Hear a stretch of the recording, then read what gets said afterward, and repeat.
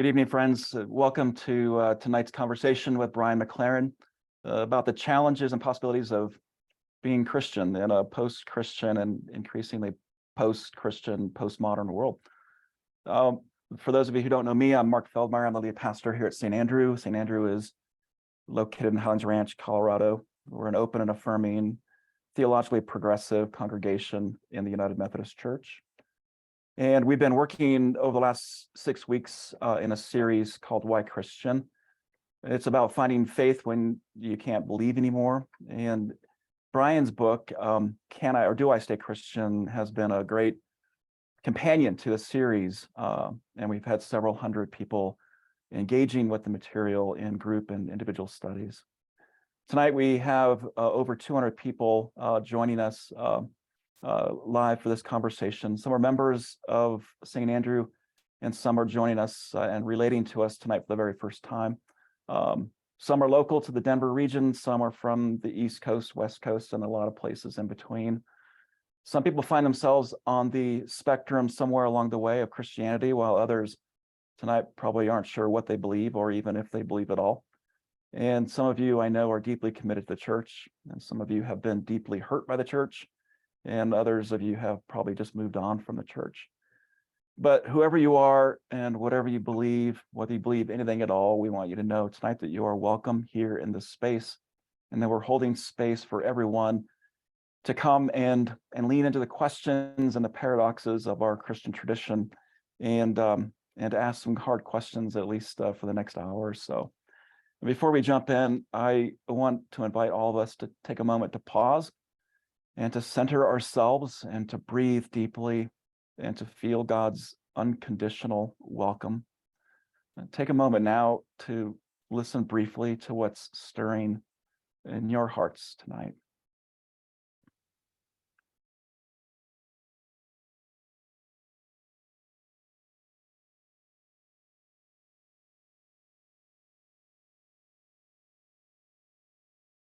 Amen. We are so grateful to have Brian join us tonight. Brian, as you all know, is an author, a public theologian, an activist.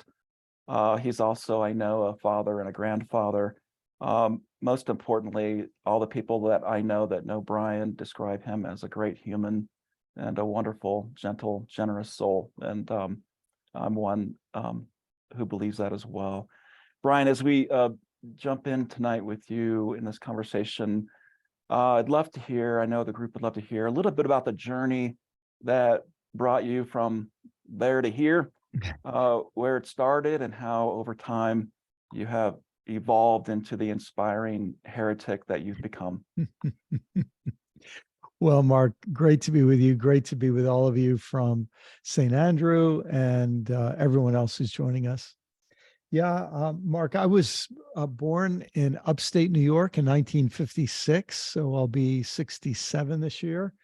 I know I don't look a day over 77, but and I was born in a very loving, very caring family that was very, very, very conservative theologically. Interestingly, I think my father was a Republican and my mother was a Democrat. So, things weren't as clear cut and polarized politically back then as they are now. But it was very conservative theologically.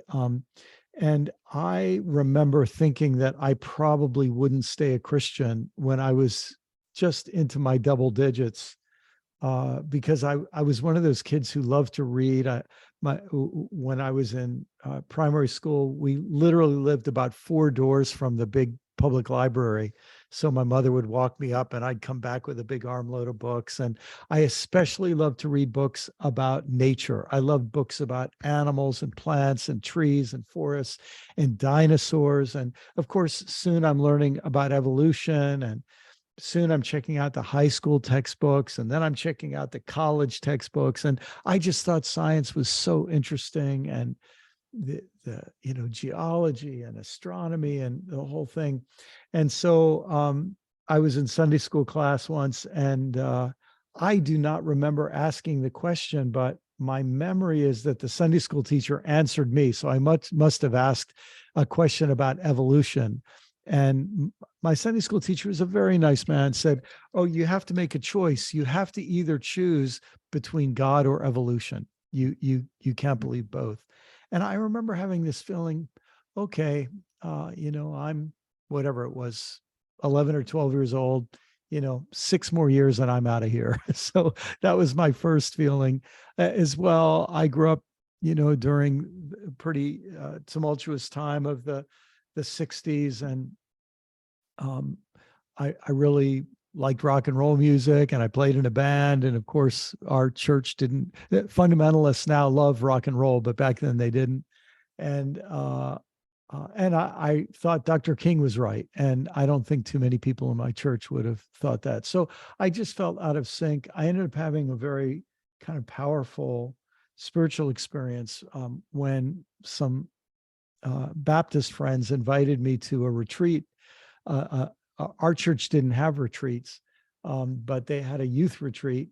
And there was a pretty girl that I really wanted to hang around with. So I went, and ended up having this very powerful kind of spiritual experience that kept me on the path, but really, I suppose, inwardly to some degree on my own terms, right? So um, when I was in graduate school, my wife and I started a little fellowship group in our apartment, and pretty soon we outgrew the apartment, and one thing led to another. That became a little church. I ended up leaving. I was a college English teacher. I ended up leaving teaching to work in the church. And one of the things that was very significant for me was that I was in graduate school, and I was in college and graduate school in the late 70s. And that's when something we now call postmodern philosophy was just really entering the American academy, and it was coming through English departments. I was a lit major. And I remember thinking in graduate school, if this way of thinking catches on, the Christian faith is in a heap of trouble because these folks are asking questions that the smartest Christians I know, I don't think have good answers for. And I ended up, as I say, becoming a pastor. And by about the 1990s, those questions were being brought to me by people in my congregation, people who were visiting, people who were spiritually seeking. And in a certain sense, they gave me permission to go back and resurrect a lot of those questions that I'd had in graduate school, and forced me to do a kind of rethinking. And that happened really through the 90s. I started writing my first book in 95. It came out in 98. And when the book came out, it was called The Church on the Other Side. And really, that title suggests that the other side of a big change, the other side of a big transition. For me, it was the other side of the modern, postmodern divide. And we could talk about what postmodern means if you want. If people have a lot of different definitions. But what it was for me was the sense that the Christian faith that I and many of my peers can follow is very different from the version of it that we inherited from our parents and grandparents.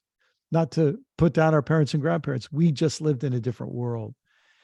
And I was fortunate enough that the church that I was leading went on that journey with me. And so I kept writing books. And then after I'd been the pastor there for 24 years, it seemed like it was time to make a change. So I left the pastorate, and for the last 17 years have been a writer and speaker, and I've gotten to be involved in a lot of causes that I really care about. So yeah, that's the story. And this book, most recent book, Do I Stay Christian? Obviously, as a pastor, I'm sure you experience this. We have so many people who come to us and they say, this doesn't make sense. This doesn't make sense. Sometimes it's, that sermon you preached Sunday. But sometimes it's, no, you make sense. It's all these other people I hear on the radio or the TV or that my relatives believe. And they just think, I'm not sure I really can be associated with this. Is there really room for me, And people came to me with that kind of question. At times I felt it myself, but I think in the last several years, the number of people who are saying, yeah, I don't think I can stay. That number has really been growing. Mhm. And um, people would be surprised how common it is among clergy. Uh, so uh, so I think we're at this inflection point, and that's what I wanted to write about in the book. And to your point, Brian, in those 17 years now that you've been writing, we've sort of seen the numbers develop with greater clarity in terms of the exodus from the Christian faith, right? And in 2011, according to Pew, 78% of U.S. adults identified as Christian. Today, it's like 63%, according to the latest numbers, identify as Christian. So there's a 15% decline in just about 12 years. And there's some projections that by as early as 2050, that number will be less than 50%.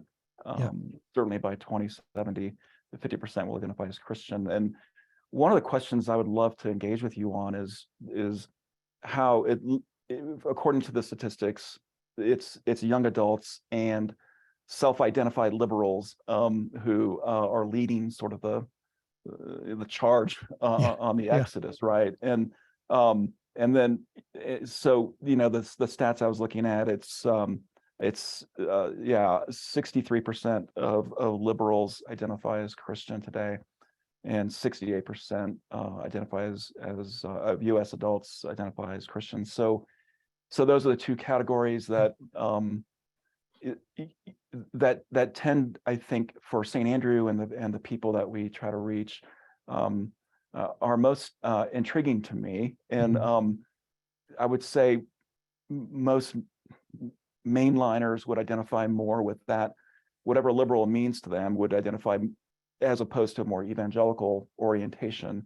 And so I guess one question I would love to check in with you on is I mean, it seems like we are witnessing right before our eyes the unfolding of a post-Christian America. And I'm wondering how that might be different from, say, a post-Christian Europe that has taken place over the last 50 to 70 years. Yeah. And I guess it's my way of trying to dispel the popular myth that maybe comes from more evangelical circles that says, well, it's just because of a loss of biblical authority, or it's relativism or humanism or secularism. And so I guess as we jump into a little bit about your book, how are those distinctions most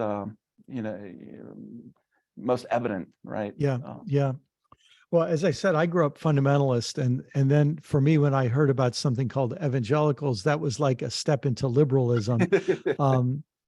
But I've somebody said to me once that an evangelical is just a fundamentalist with a bachelor's degree, and I think what's happened is, I think back in the 70s when I was kind of, in college and so on, I think there really was a difference between evangelicals and fundamentalists. But I think what's happened is the fundamentalists have taken over the evangelicals, and in some ways, Mark, I think our problem isn't that we're a post-Christian America. I think it's that we're a sick Christian America.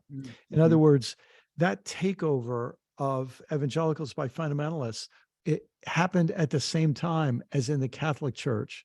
There used to be, there was Vatican II, which opened this, unleashed a kind of creative resurgence in the church. And then conservatives took that over as well. And so, here, even Pope Francis really wouldn't be welcome in an awful lot of Catholic dioceses around the country. So this thing has happened in both the Catholic and Protestant world, so that when people hear the word Christian, what they think about is either Protestant fundamentalist or Catholic fundamentalist. And when I say fundamentalist, I mean, well, let's take the word fundamentalist and the word conservative. What fundamentalists tend to do is they establish fundamentals, which are litmus tests, and they usually have to be visible or very simplistic. So what's your stand on abortion?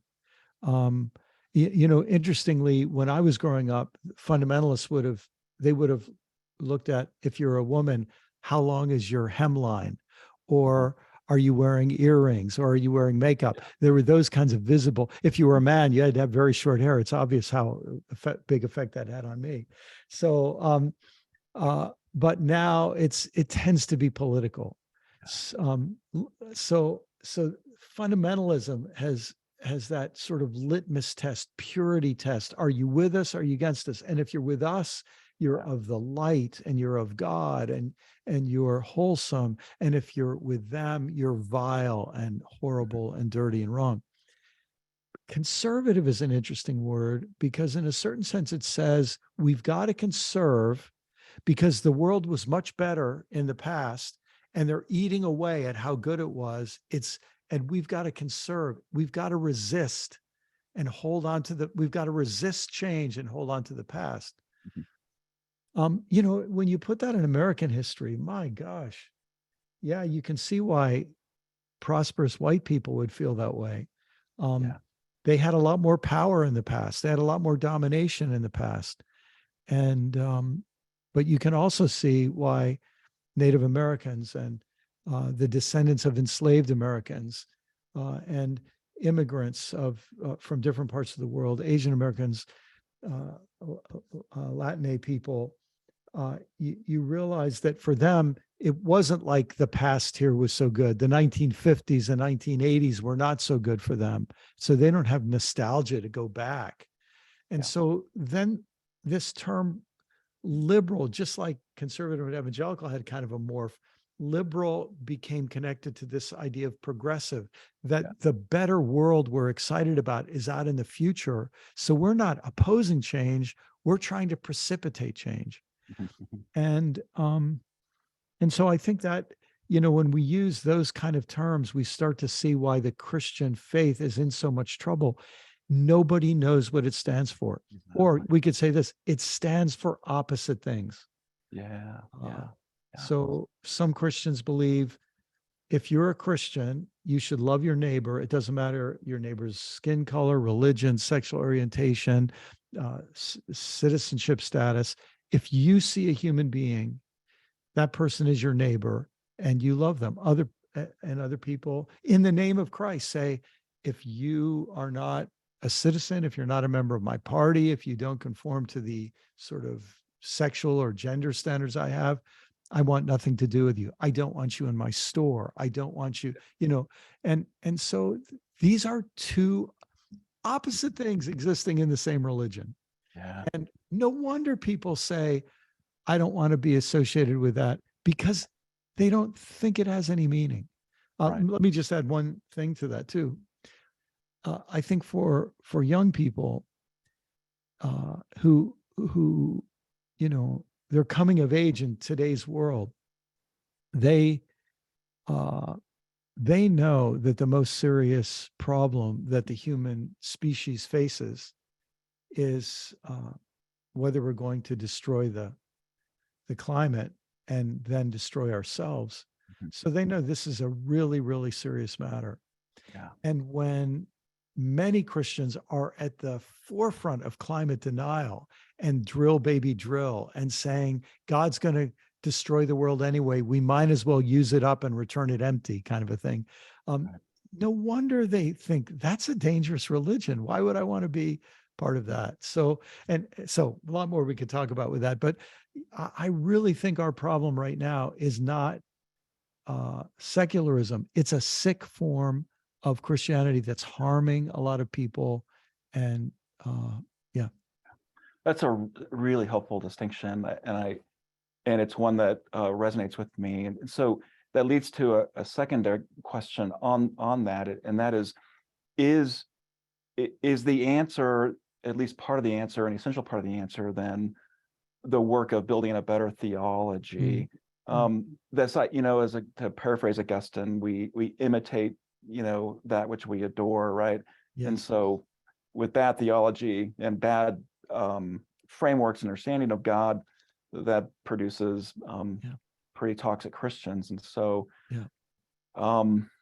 I guess what I tend to encounter with a lot of people in my conversations is those that come from a more post-evangelical experience into the doors of St. Andrew have been doing the work of deconstruction and reconstruction in ways that I often don't find more mainline Christians doing. So the post-evangelicals tend to want to engage that process honestly and with a lot of courage.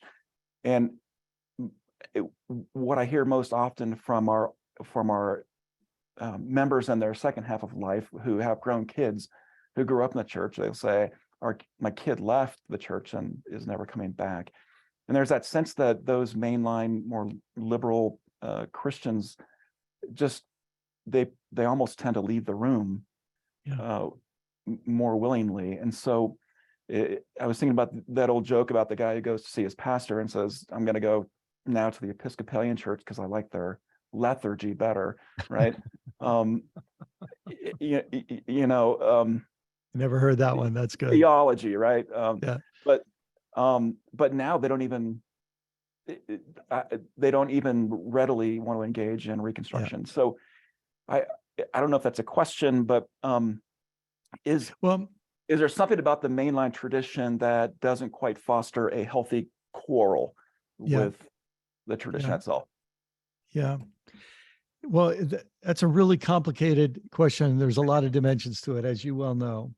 I'll just offer one little sliver of my thought on that, but it's the kind of thing we could talk about for a week, I think. But, if I could say it this way, mainline Protestantism became a religion of the socially acceptable in the mid-20th century. So to go to church was an enhancement of your identity. And it was a way that you showed people that you're on the move and that you're doing well. It was a mark of respectability. And in some ways, I think a lot of mainline churches, they thought that was their job and they did a really great job of it. Yeah. But once people already feel respectable, and they get their kids to be respectable or not, you can see why they think, I'm not really sure I need this anymore. Or maybe I need it instead of 52 times a year, I need it 40 times or 20 times or 12 times. And maybe those 2 times I'm really doing it so the pastor won't feel bad if nobody shows up on Christmas and Easter or something. So I think what happened is people came and they were never given a valid reason for being there and for continuing to come. And I think what happened with evangelicals is they were given this very compelling story and this very compelling reason for them to keep showing up. And when that stopped working, in some ways that created more cognitive dissonance in them. And so that's why they've had to sort of work harder to tear it apart and figure out, what do I want to keep? What do I want to jettison? But a lot of this has to do with what I would call identity theory, how we understand the development of human identity. And to me, this is an incredible opportunity for us now, if we could learn to seize it, because I think so many people are really at a loss to figure out, what kind of identity do I really want to be part of? It's not just that they aren't sure they want to be Christian, they aren't sure, I mean, there are a whole lot of people who are super embarrassed about being American because of the kinds of things that have even happened in the last few days, on the streets of our country. And so this question of what brings us together, what's an identity that truly draws me and attracts me? It's not something that you can take for granted. This identity confers social respectability on you. I think that's really fascinating, and it certainly plays out when you think about just the last 30 or 40 years and the relationship between religion and civic duty and how now the church is less at the center of the civic Yes. conversations, and so people feel less inclined to go there to find that identity now.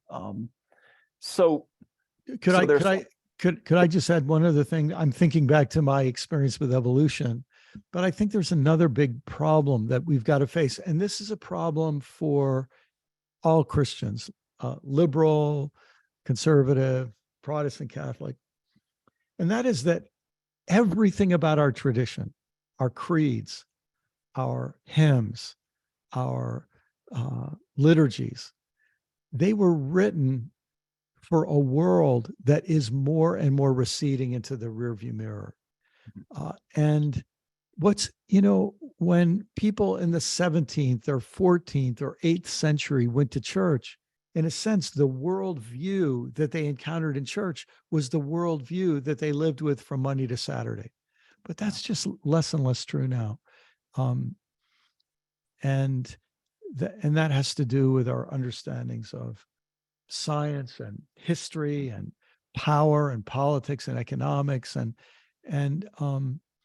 yeah, in some ways I think this is a sign that the church has been the Christian church and its institutions has been it hasn't done its homework, hasn't it's been and it got stuck in a without the ability to self-correct. And so when people leave, it's the only thing that will wake up a lot of our slumbering institutions to say, hey, this isn't working anymore. We're going out of business. Maybe now's the time to take some risks before the whole thing shuts down. Yeah. So as we sort of think about of that worldview, we're talking about a fundamental shift from Yeah. a modern dualistic Cartesian sort of Yeah. worldview to a more cosmic, Yeah. as I would identify, more relational, process oriented, of which you talk about a lot in your book, and this idea of the universe becoming and in constant change. There are days where I'm just wondering, can we even, I mean, how do we get there? Yeah. It can't, I mean, so when you're in the church and the good folks that come to St. Andrew and worship online with us, we can't suspend, one Yeah. worldview for another. It almost feels like we're taking apart the airplane and rebuilding it while it's Yeah. in the air at the same time. And that gets really scary for a lot of people. I had a conversation today with a group. We talked about the fact that just as yesterday, I began to poke a little bit at the theory of atonement, and maybe there's new metaphors, fresh metaphors for the cross, and we sort of likened it to just pulling one stray strand on the sweater, and that sense of where does it stop, right? And before you know it, you're shirtless and you're scared, and maybe you're scared shirtless. I don't know, but so can you give me any tips?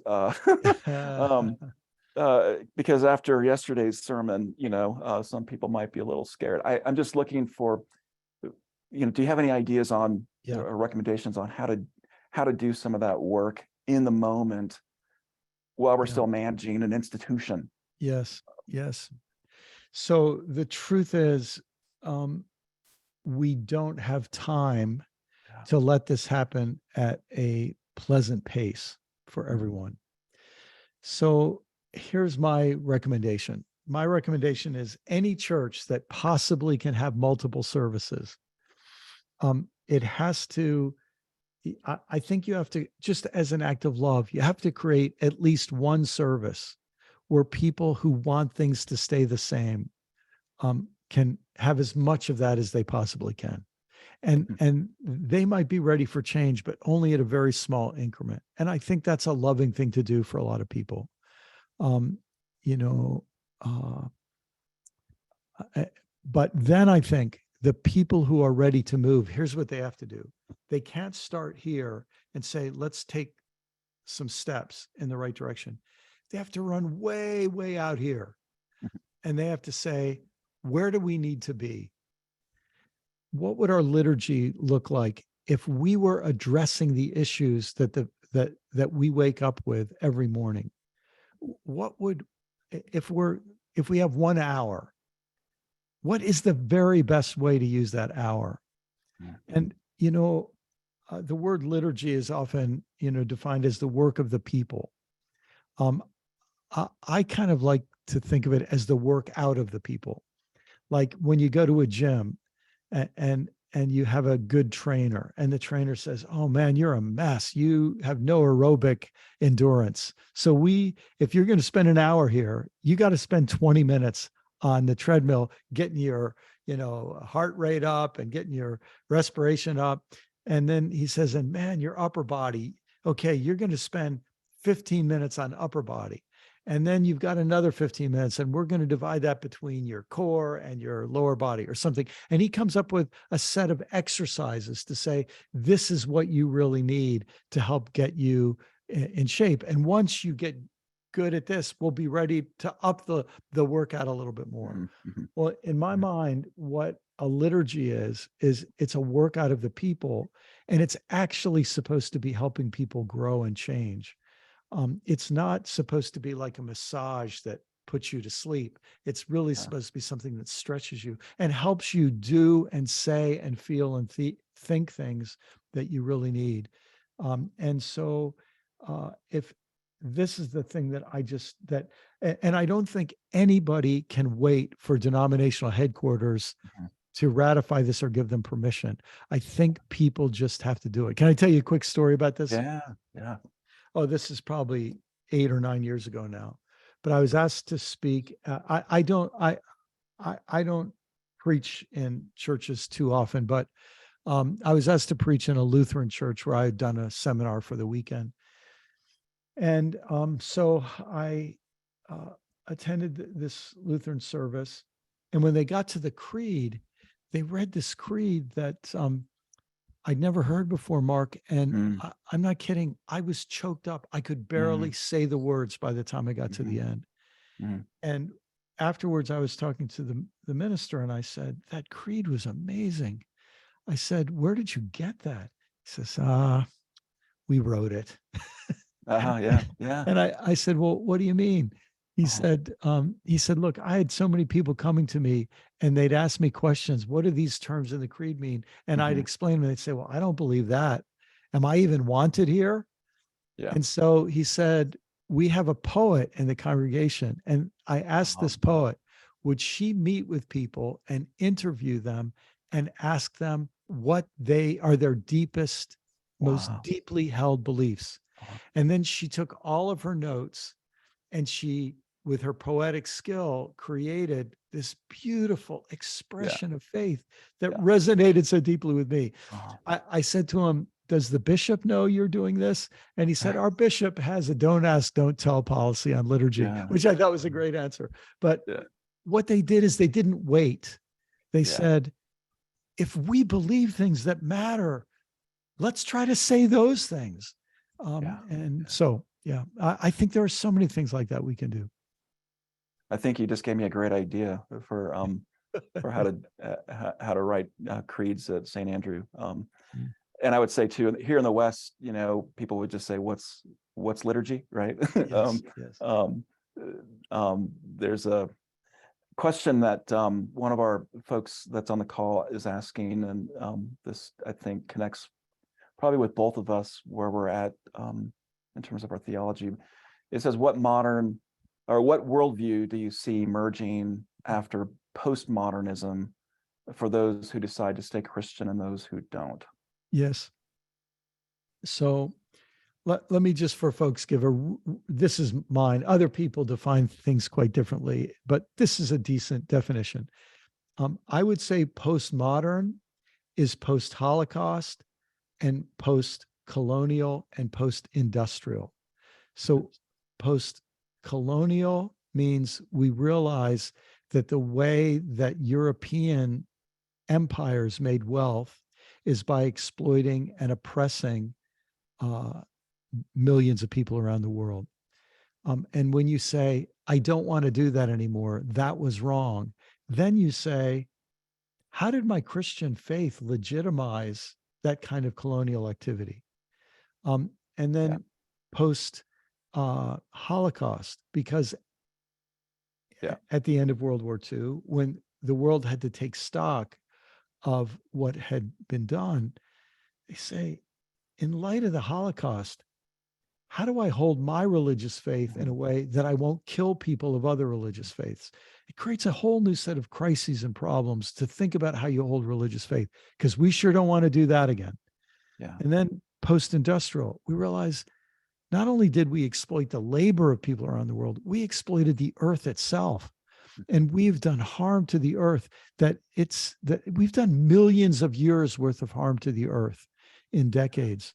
And so we're saying, whatever we do, we can't keep practicing a faith that will allow us to treat the earth as if it were a toilet Mhm. and a store to loot and drive Yeah. out of business. So postmodern means you're trying to repair the harm done by modernity. That's a good way to understand it.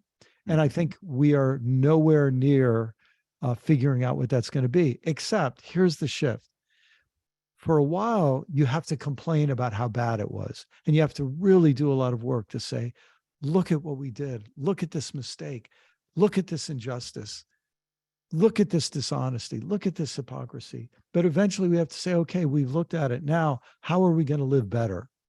Yeah. And that's the work ahead for us. It's creative work. The word I like to use is renaissance. We need a Mhm. renaissance. We're going to be having a renaissance in a time of great environmental chaos because already we've baked in so much damage to the earth. So we've got to get ready for a bumpy road. Mhm. And, around the world, when you're in tough times, that's the time when strong men arise and they promise simple solutions to complicated problems. Mhm. And they usually do it by telling you who to hate. Yeah. And so we're going to see a lot more of that. If people think it's just happened once, no, we're going to see it for a long time. And Mhm. and it's going to force all of us to take sides and say, am I going to go along with this sort of thing, or am I going to learn to stand up with some conscience? So all of that to me is Renaissance work. It's Mhm. new birth work. It's creative work, and anybody who wants to keep business as usual going, let them do it over in a corner. But Yeah. that's not where the action is going to be. And it would seem as part of that framework that at some point we have to leave behind the dualism of modernism, right? Yeah, And that new worldview has to yeah, find some way to unify body, spirit, soul, yes, matter, yes, um, heaven and hell, all yes, these divergent categories that put people in one camp or the other, yeah, and and part of the solution, I think, going forward for those who say Christian is trying to find a pathway that brings together body and spirit in one. yes, Otherwise, it's easy to harm other people's bodies or the earth, exactly right. because matter doesn't matter. It's Yes. um, Oh so my, oh my, that's so true. That's one of our huge challenges. And the good news is, and you know this because you're, a beautiful gift, a pastor who really thinks about theology, because a lot don't. Um, but uh, we live in an exciting time. This incredible theological work has been done and is being done. Your seminary is where you went to seminary is one of the places where just incredible mhm, creative work has been done. yeah. And and I mean, when you think in the history of Christianity, it's really only for about the last 50 or 60 years that there's been this resurgence of saying we've got to listen to Black Christian voices, and we've Mhm, got to listen to women yeah. theological voices, and we Yeah. got to listen to gay and straight. and Mhm, and you think all of these new voices are at the table bringing new insights. I got to tell you, I mean, the old way that I, growing up fundamentalist, read the Bible, where you read everything literally. I'm glad people are dropping out of churches that teach them how to do that. it's bad for people, but it's also a terrible way to read the Bible. It's just Yeah.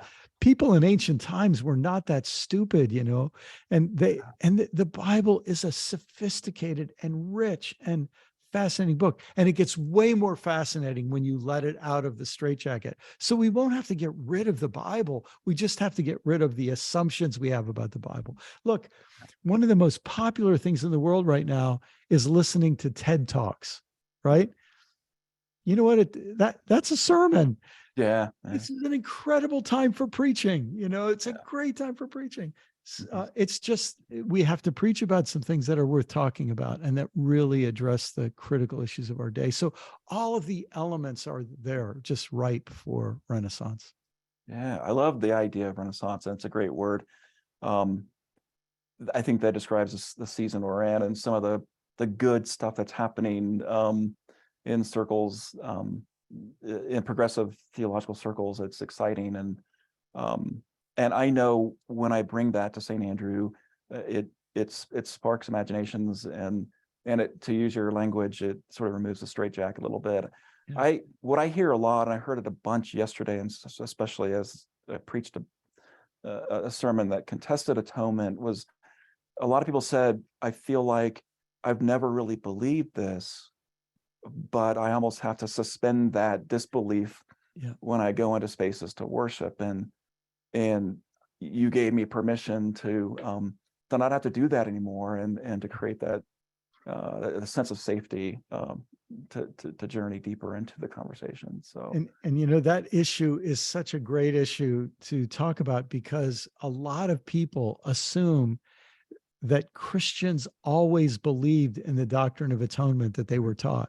And if they understood, that the first 1,500, the first 1,000 years of Christianity, they never even heard such a thing. that's what I said yesterday. Oh my Thanks to gosh. Anselm, right? Anselm came along, and yeah. Yeah. Uh, And then when you go back and just trace the history mhm. of atonement theories, you realize, oh yeah, there have been radically different theories about what the cross was about and so on. And then you consult the mystics, and the word atonement has a completely different. Yeah. The only reason they would even use that word is to say the only kind of atonement that really matters is when we discover our oneness with God, Yeah. and which means then our oneness with each other, and our oneness with Mhm. the earth, and our deep connection. And suddenly that word that has been reduced to this kind of mathematical Yeah. equation Yeah. Yeah. becomes this rich invitation to a whole new way of seeing life. So yeah, We go from a transactional yeah, thinking to relational thinking, exactly. which kind of flips the whole thing inside out, and it gives us Yeah. some freshness. So as we look at the book, and all of your no's are so compelling and so true, and so overwhelmingly big and daunting when Mhm. you think about them and how to undo them, because they've been rooted and been growing for decades, and many of them for centuries. Yeah. And so I think that also creates a sense of, I mean, almost helplessness, that Yeah. like they're so deep and so big that where do you start? And I guess to your point earlier, do we have enough time um, to undo them and still maintain anything that resembles the church today? Yeah. Yeah. I don't think we do. We don't have time to undo them for other people. But we do have time to stop promoting them and to start building the alternative and to start living the alternative. And that involves, it's as simple and as daunting as preachers doing what you did yesterday, of being able to say, look, there's another way to think about this. And let's go there. Let's talk about it and think about it. But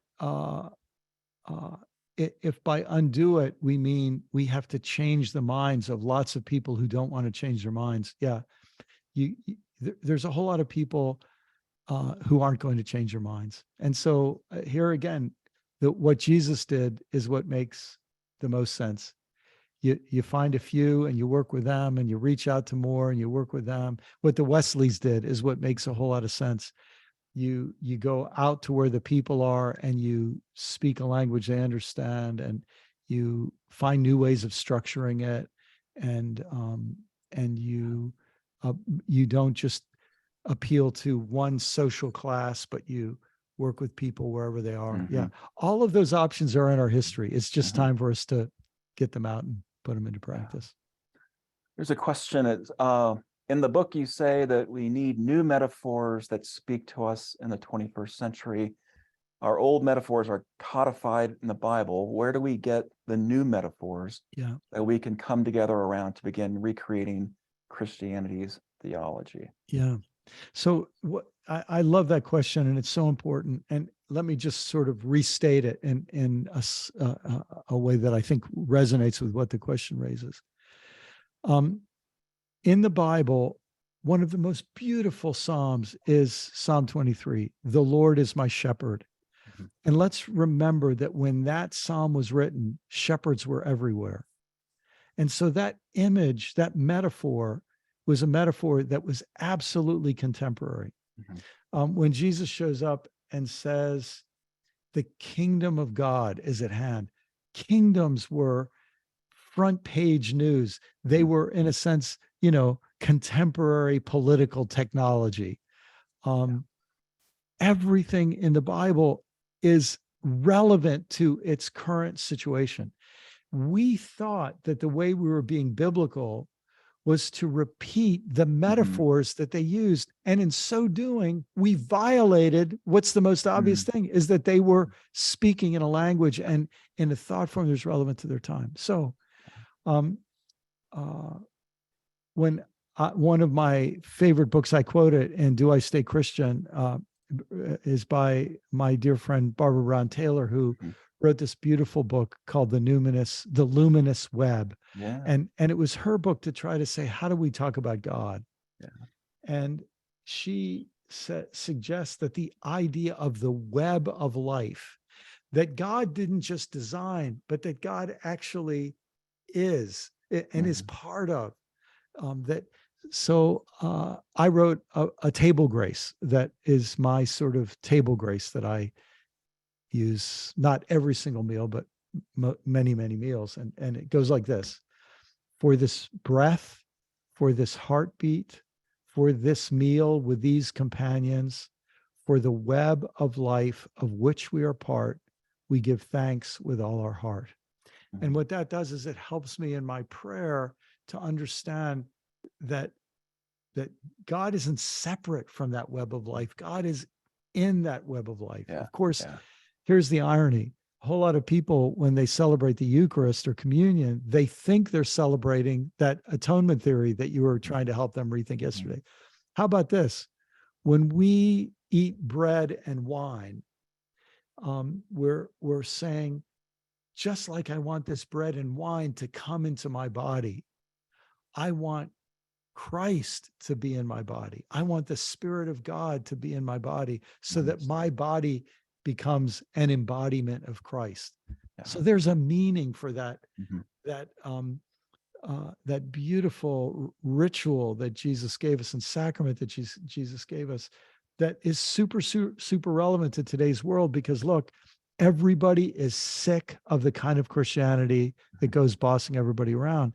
But you know what? If a Christ-like person were to show up, they'd be, it's like, oh, good, we need some more of those. So, Yeah. yeah, So I hear you saying, um, which has been a big part of the series I'm preaching now, is that our metaphors need incarnation, right? yes, They need to be grounded and incarnated in particularity of body, of yes, flesh, of yes, earth, yeah, of our present reality, and that means that we have to get it out of the metaphysical, and yeah, into the real. I think that's really helpful and affirms, I think, what we've been talking about at St. Andrew over the last few weeks.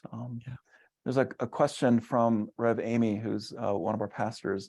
Uh, are there rituals that you have found helpful in bringing forth this new birthing? Mm. So I told you about that Lutheran church that did that creed. I was totally separate from that. I was speaking at an event, and uh, and there was a musician. Some of you may know of her. If you look her up online, she's really wonderful. Her name is Anna Hernandez, ANA Hernandez. Yeah. And she was the musician for the event. So I was giving, a talk, and then we had some discussion. And then Anna raised her hand, and she said, I think we could create a song that would uh, fit with what's happening right now. So she came up, she had an auto harp. So she's strumming her auto harp and gets a little chord progression going. And then she makes up a little tune, and it, might have been, and she was singing the words, "This we believe." And it was just this beautiful, simple melody. And that was the only line in the song. So we'd sing that a few times. And then she'd say, "So we have a microphone here and we have a microphone over here." She said, "Why don't you come up and to the mic when you're ready, and you can form a line." So there's, just get people lined up. "And when you'd like to tell us something that really you believe in and that you're committed to and that gets you up every day." And people were slow first, but then a few more people came up. And so they would say their piece, and then we would sing that little simple refrain. And then someone else would come up and we would sing that simple refrain. And I'll tell you, the people who were there that day will never forget it. It was, and you know what it was for people who are from my background? It was a little bit like an old-fashioned testimony service, although it was short and direct, but it allowed people to put into words what was really in their heart, Um, uh, uh, this beautiful poet, I hope all of you, if you aren't familiar with him, you should get familiar with him, Padre Gotuma. He works with Krista Tippett and the On Being Project. And Padre wrote this beautiful poem. In fact, if you want, when we're done, I could pull it up and I could read it to everybody. But in the poem, he basically says, the names that we had for God brought us to this point, but we need some new names for God going forward. And so I've been in groups before where we have a ritual where we have everyone on a little card think, what do you need to call God tonight? Who is God, or today? Who is God to you? And they would write these cards and hand them in. And then you would just almost shuffle the cards. And in any order you read them, it just was beautiful, because we need new names, new images, new metaphors to pull us on. So I think those are, there's so many. And that's very Hebraic. I mean, the names that the ancient Jews had for God were numerous and evocative, right? Rather than constraining and reductive. Like in fact, ours. in Padraig's poem, he references Hagar in the book of Genesis, who's the first person to give God a name. And she calls God the God who sees me. What a powerful name. The God who sees me, We'll do one last question from Jeff Klaus. The elephant in the room for some is the belief in God. Can we have Christianity without God? Yes. So I'm really glad that someone brought this up, because some people might be appalled to hear that. But let's step back for a minute and say, when we say the word God, what do we mean? Do we mean a big old white guy sitting on a throne? Well, you might say, well, no, that's not what we mean. Well, guess what? For a whole lot of people, every single time you say that word, they've got, the Sistine Chapel in their mind, and they see a big white guy sitting with a long beard sitting on a throne. So I think what all of us have to do is say, when we say the word God, what is it that we don't mean? And what is it that we do mean? And that might be scary for people, but I could imagine whatever your understanding of God is, that you might think, God would probably like us to think about what we actually mean when we say the word God. So what I think would really help us is to give ourselves permission to be honest about what doesn't work for us, and then say, well, okay, if I don't think that, what is it that I think is real and worthy of my, if you could use the word worship or Mhm. admiration or loyalty or fidelity. I actually do have it right here on my desk. I'm reading a book um, uh, by Mm. a Swedish philosopher named Martin Haglund, who's an atheist. He's a very much of an avowed atheist, but he wrote a book called This Life, Secular Faith and Spiritual Freedom. Oh, wow. And Yeah. it's been an intriguing book to read, because part of what Martin Haglund does is he says, I realize there are things that are so important to me. I would like to invest my life in them because I think they're more important than my life. Mhm. And uh, and in a certain sense, I think he's telling us what we really should mean when we say Yeah. God, Yeah. the Yeah. things that are bigger and more important than our life. Um, uh, so what I think we have to do is we have to give. Not all of us might want to go there, but some of us have to have permission to say, this doesn't make sense. This doesn't make this. What what is still evoking from me awe and wonder, and what is calling me to be Yeah. a better version of myself? And Right. if we can start talking about that, I think the conversation will change, because Mhm. we'll kind of know what we're talking about. Yeah. So the work is one of reimagining, giving ourselves permission to reimagine God in ways that are grounded in our real lived experience. And I one of the great pleasures of my life is I get to work with the center, and for the Center for Action and Contemplation, with this amazing, wonderful guy named Jim Finley. yeah. And Jim had a horrible childhood. He had a vicious, alcoholic, hateful, sociopathic father, and a mother who didn't protect herself or any of the children from the father's vicious behavior. Yeah. So Jim grew up with this, a nightmarish childhood, and he found refuge in God. And so, based on his experience, he says to people, God protects us from nothing Mm. and is with us in everything. And when he says that, people get really upset. They say, hold it, there's this verse in the Bible, and there's this. And he says, well, I'm just telling you, uh, when I was a little boy, I called out to God and asked God to protect me. And it Yeah. didn't soften my father's vicious fist to my face or my Yeah. stomach or my back. Yeah. But he said, I found that God was with me, and God was with me absorbing the blows. Whatever God is, God was with me in that. And to me, that's the kind of honest rethinking that has to happen. Yeah. Uh, yeah.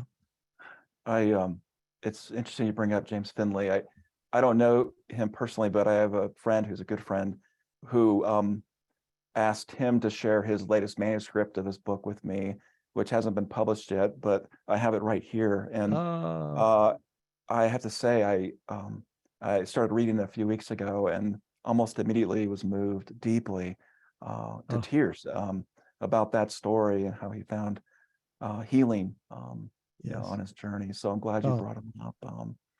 Yeah, beautiful.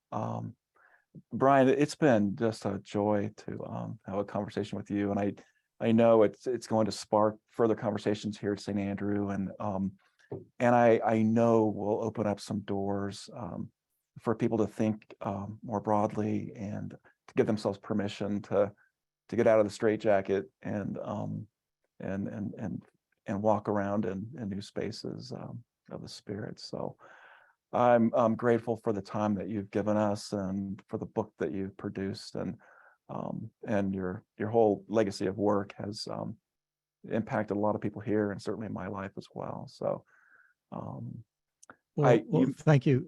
Thank you so much. Would you like me to yeah, close with that prayer? I would, I I would, actually yeah. just found it. Let me share my screen and see if I can get this in a format that you all can see it.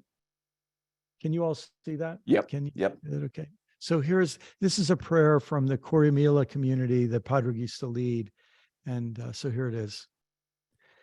God of Hagar, when Hagar was exiled in the desert, she met you and gave you a name, the living one who sees me. We have walked far and seen many things. And now, because of what we have seen, because of where we are going, because of where we are now, we give this new name now. We do not destroy past names because they have brought us here. We celebrate the new name that will bring us on because you are known by many names, names which bring us on. Amen. Amen. That is it. That's wonderful. Brian, I know we'll be in touch, and again, grateful for your time tonight, and on behalf of St. Andrew and all the folks joining us, thank you, and blessings on your evening. Thank you so much. Pleasure to be with you all. Bye-bye. Take good care.